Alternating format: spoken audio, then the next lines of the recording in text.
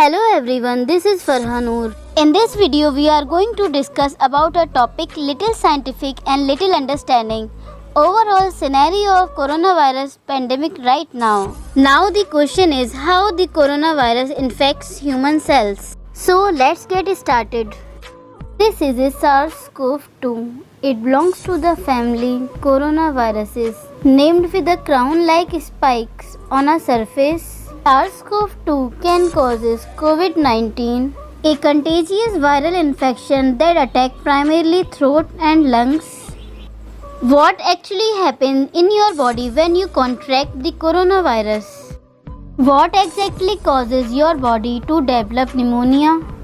And how would a vaccine work? The coronavirus must infect living cells in order to reproduce. Let's have a close look. Inside a virus, genetic material contains the information to make more copies itself.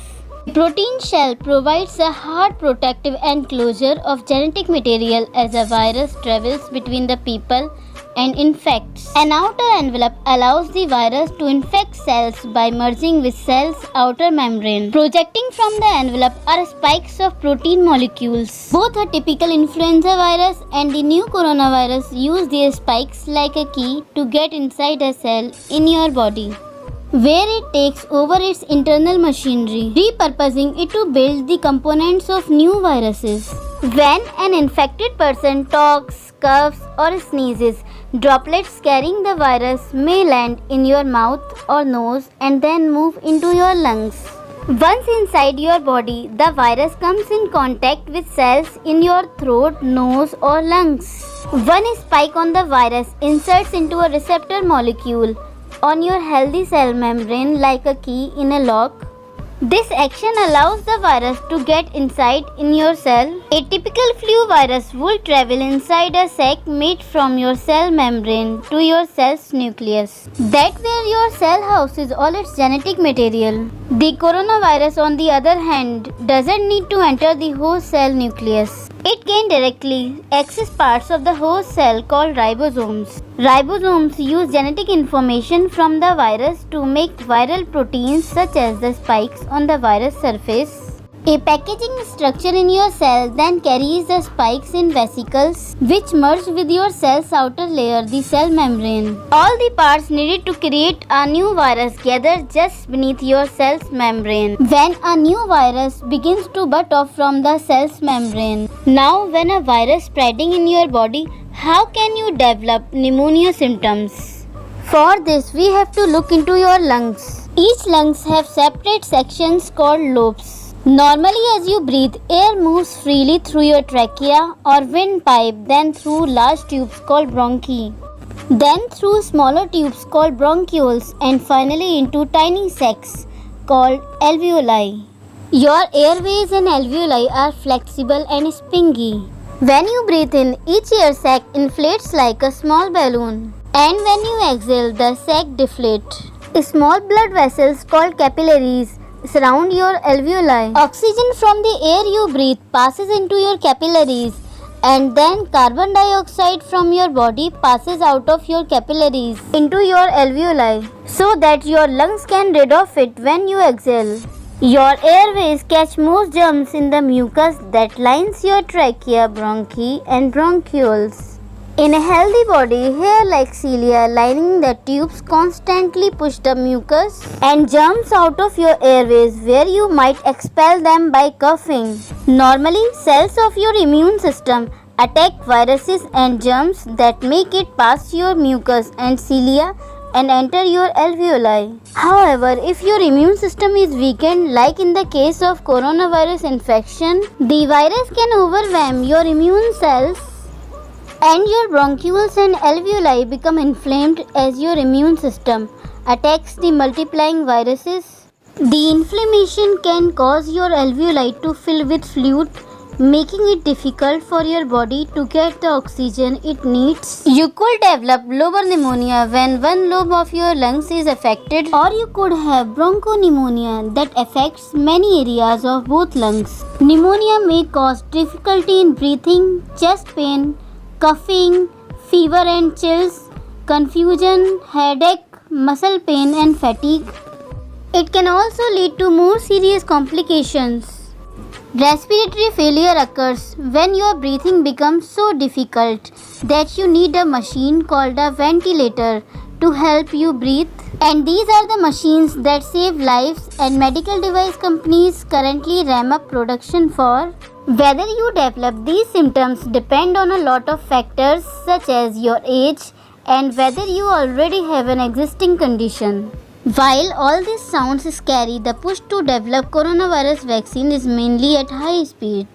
Studies of other coronaviruses lead most researchers to assume that people who have recovered from a SARS-CoV-2 infection could be protected from reinfection for a period of time. But that assumptions need to be backed by empirical evidence, and some studies suggest otherwise.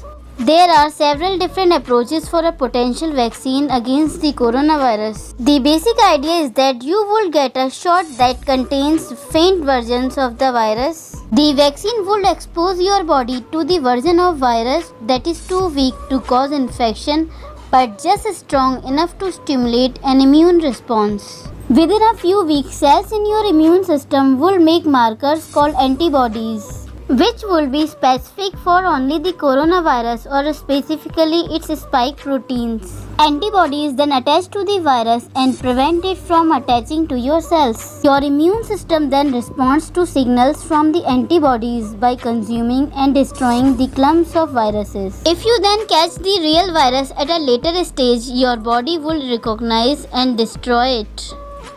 In other words, your immune system is now primed. Collecting evidence on whether this will be possible, safe and effective is part of what's taking researchers so long to develop a vaccine. It's a race against time to develop a vaccine amid a pandemic. Now the worldwide endeavor to create a safe and effective COVID-19 vaccine is bearing fruit.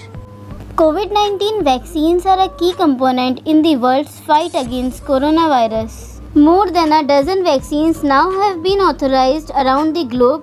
Many more remain in development. Various pharmaceutical companies have developed vaccines to save lives, but the results have varied.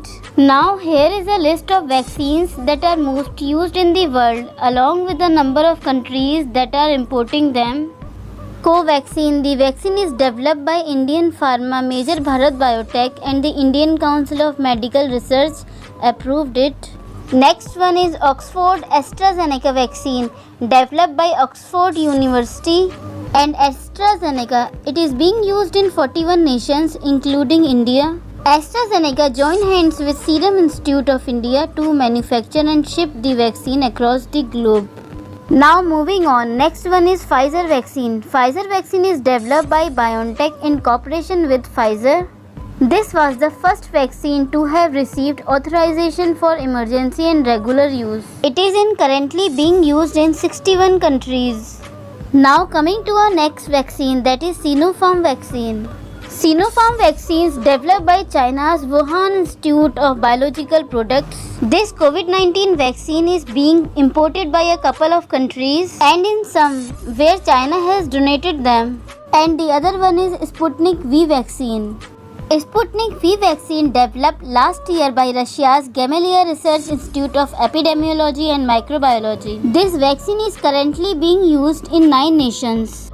And in last, you have to stay at home to protect the most vulnerable, and don't forget to wash your hands for at least 20 seconds and as often as possible. So that's all about the coronavirus, and we have discussed how the coronavirus infects the human cell. I hope you understand all about it. So if you like this video, hit the like button, share it with your friends, and please subscribe our channel to get more videos like that. Thank you. Bye bye.